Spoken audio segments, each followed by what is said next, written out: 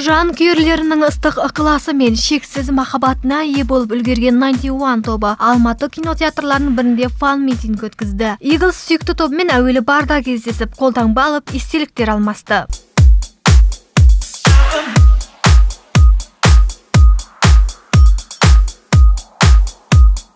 «91 тобы бұл кездесуді көптен күткенін, жанкүйерлерін сағынғанын айтады. Шынына келетін болсақ, біз Алматыда Eagles'дармен кездеспегелі өте ұзақ уақыт болды. Басқа қалаларға бардық, басында турне болды.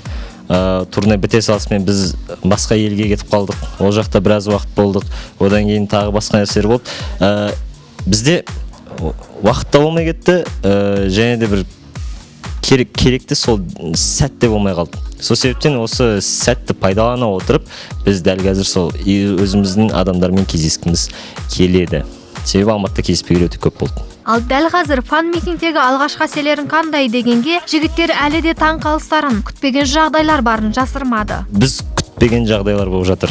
Бәрі өзгеріп жатыр ма, өзіміз түсіне алмай жатырмыз негізінде.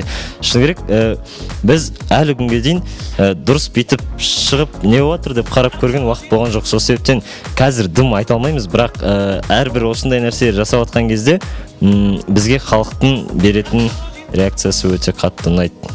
Және біз әлі күнге дейін әлі ол нәрсенің толықтай түсініп жатқан жоқпыз не болатқанын. Ал Eagles болса нағыз жанкүйерлік танытты. Аталмыш топтың әндерін қосыла шырқап, қолдауларын аямады.